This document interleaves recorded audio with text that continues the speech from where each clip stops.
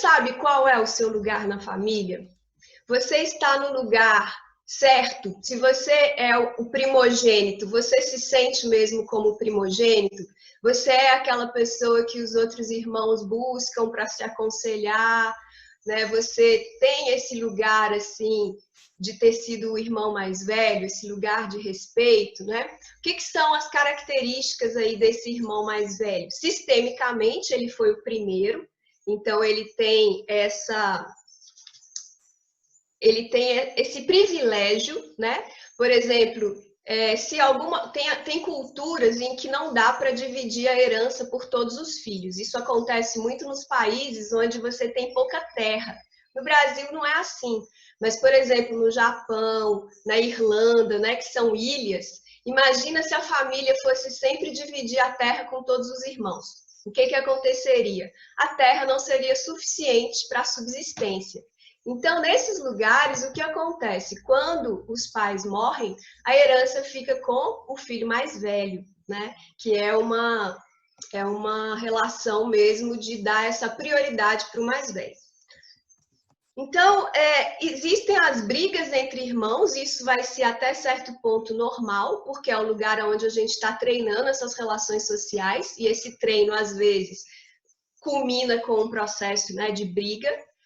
E essa relação ela não é normal quando essas brigas perduram mesmo na vida adulta e quando vão causar até problemas físicos, emocionais, mentais. Aí a coisa já está fora do comum, né? Mas uma briguinha ou outra, isso faz parte, porque é uma relação muito próxima, muito íntima.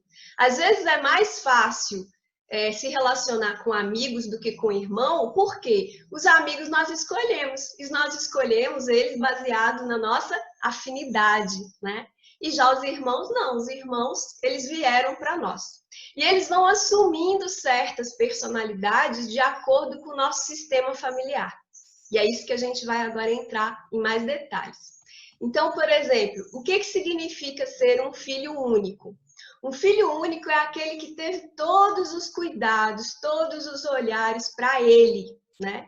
Então, ele pode, na vida, como ele teve pouca relação social, poucas oportunidades de treinar isso, a menos que ele tenha sido criado junto com outras crianças, ele pode ser uma pessoa que vai sentir mais dificuldade em se relacionar socialmente. Ele pode ser mais egocêntrico, né?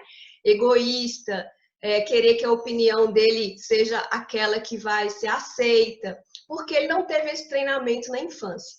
Então, quando a gente sabe disso e agora observa a nossa vida adulta, a gente precisa se perguntar até que ponto a gente está levando um padrão que nasceu lá na infância e que agora, com a nossa consciência, a gente pode mudar esse padrão, né? E começar a olhar, então, eu preciso ceder mais nas relações sociais, porque eu não aprendi isso lá na infância, mas agora eu tenho que ter mais essa consciência. Esse filho único, ele vai ter algumas qualidades. Como ele foi a vida inteira cercado por adultos, provavelmente vai ser uma pessoa que desde criança tinha muita facilidade de verbalizar as coisas. Às vezes um português muito correto desde o início. Por quê? Porque ele recebeu sempre informações do mundo dos adultos, né?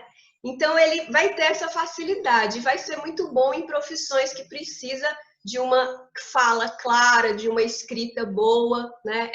Esse filho único vai ter essas habilidades. Então não é só dificuldade, né? Tem os dois lados da moeda. O filho único, ele também pode ser bastante engenhoso, bastante criativo e também confiante. Por quê? Porque ele foi cercado pelos adultos, que não deixou acontecer muita coisa com ele. Então, ele se torna confiante porque ele não teve muitas experiências decepcionantes, né? Isso pode aumentar essa qualidade de confiança. Por outro lado, também ele não teve muitas experiências sociais com outras crianças, né? Que a gente já comentou o que pode acontecer. Muito bem. E se esse filho não for filho único? Se esse filho, ele é o primeiro filho, o que tem as características do primeiro filho? Até certo ponto é muito parecida com a do filho único, porque ele até certo ponto foi filho único, né? Então, quanto mais tempo ele foi o único filho, ele vai ter características mais parecidas com as de filho único. Então, o primeiro filho, em geral, ele é um filho mais perfeccionista, porque os pais estavam ali próximo, ensinando, explicando, isso está errado, não é assim, né? Então, ele tem essa qualidade de ser responsável, de ser mais perfeccionista, de ser o dominador, né? Porque ele é o mais velho, então quando vierem os outros filhos, naturalmente ele vai ter mais força, pode ser o dominante. Ele também vai ter uma qualidade que ele pode levar para a vida adulta, que ele busca aprovação. Porque imagina, ele era o centro das atenções de todos os adultos. Então, tudo que ele fazia e era considerado correto, ele era aprovado.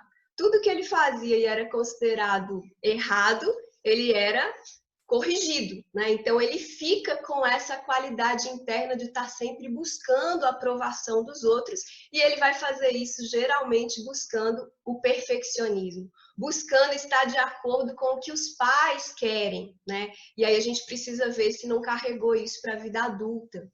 Esse primeiro filho, ele é muito responsável, porque os pais colocaram para ele as coisas assim, queria que tudo fosse perfeito.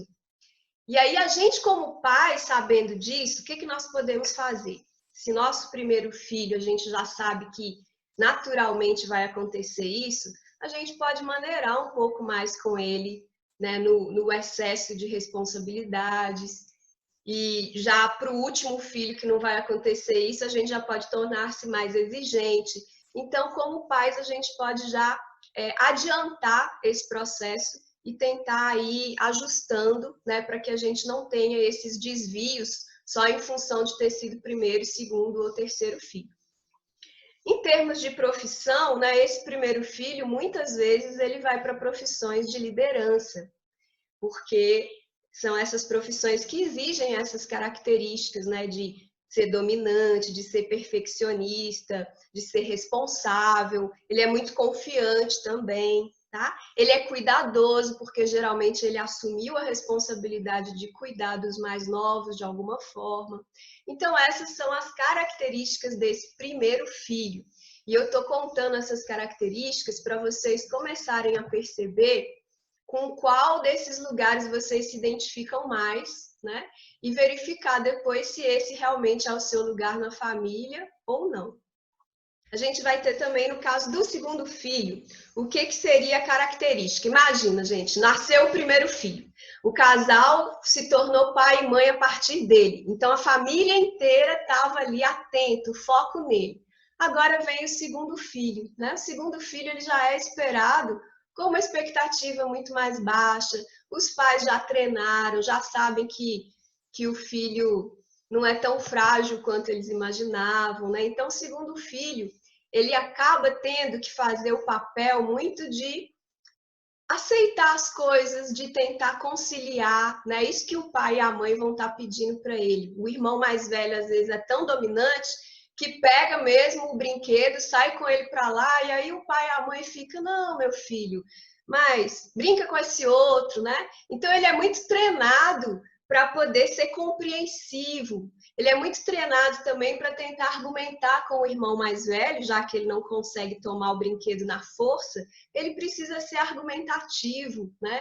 Ele precisa ser um bom negociador, e aí ele costuma também levar essas características para a vida e acabar, às vezes, entrando em profissões onde ele mostra esse lado dele, né? Então, essas são as características principais aí. Ele é um filho que busca justiça, justamente porque desde o início ele está sendo confrontado com a injustiça, né, do mais forte ganhar e do mais fraco perder. Então, geralmente, ele tem um senso de justiça muito apurado.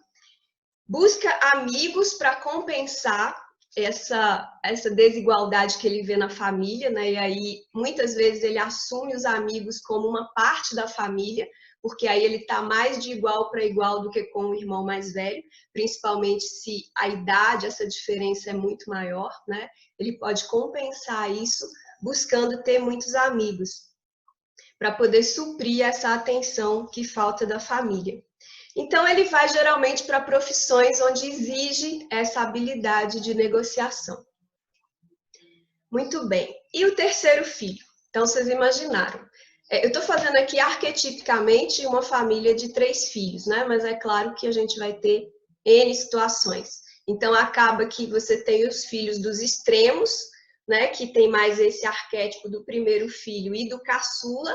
E os filhos do meio aí vão tendo uma série de características, né? Dependendo de como é que foi que essa família se articulou. Mas o que a gente precisa notar é que um filho, se ele já nasce muito, se ele já tem esse papel de ser muito conciliador, provavelmente o outro não assume esse mesmo papel, ele vai buscar um outro, né? Então, vou dar um exemplo. Vamos supor uma família que a mãe, ela é muito preocupada com doença, é isso que mobiliza ela. Então, um filho assume esse lugar de um filho doentinho, o filho que adoece. Aí ele mobiliza a atenção da mãe. Se o segundo filho que nasce, ele não tem muita essa energia de ficar quieto, né? Porque isso tem a ver com os temperamentos que a gente falou na última live. Então, se esse filho que fica doentinho, isso funciona bem para um temperamento melancólico. Mas se eu tenho um filho colérico, que é muito da ação, ele não vai conseguir ficar nesse lugar de doentinho para ter a atenção da mãe. Então, a atenção da mãe já vai ser difícil para ele. Ele vai ter que entrar num outro lugar, que talvez seja o lugar de chamar a atenção do pai. Então, se o pai é um cara muito ativo, que faz muita coisa, constrói muitas coisas, provavelmente esse segundo filho vai querer colocar também em ação e vai fazer essa parceria com o pai, né? Então, ele não vai entrar nesse outro lugar do doentinho que já existe. Então, vocês precisam sempre estar com esse olhar sistêmico. Esse é o diferencial da constelação. A constelação, ela não olha para o indivíduo sozinho. Ela olha para o indivíduo no contexto em que ele nasceu, cresceu, né? E aí, o terceiro filho, o que a gente vai pensar dele? Quando ele nasceu, né, ou o caçula, já existiram vários outros. Então, ele não é mais o centro da atenção da família. Como é que ele faz para chamar a atenção dos adultos que já tiveram tantos filhos? Provavelmente através da graça, né? Das brincadeiras, sendo divertido. Então, muitas vezes, o filho caçula é um filho mais brincalhão, que ele quer chamar a atenção, e aí, para isso, ele acaba sendo muito simpático, tendo muito charme, para conseguir chamar a atenção. Ele acaba sendo muito independente também, porque ele não tem mais os pais o tempo todo atrás dele, vendo o que ele quer, né? Ele tem uma série de irmãos mais velhos e aí ele precisa tomar cuidado com isso. Então, muitas vezes ele também se torna mais independente e mais livre, porque os pais já não estão mais focados nele, né? Então, geralmente, é uma criança que desde cedo já foi mais para o chão, já, né, se expôs mais aos perigos, porque os pais já não estavam tão, né, já tinham uma confiança maior de que ia dar certo. E essas são as características desse terceiro filho. Com essas características do terceiro filho, ele pode ir para profissões que exigem mais criatividade, né? Porque ele é muito brincalhão, então, assim, profissões que ele possa colocar essa criatividade, essa simpatia para o mundo. Então, gente, esse é um pouco desse arquétipo, né? Dessa família aí com o primeiro, segundo, terceiro filho, ou o filho único, que eu falei no início.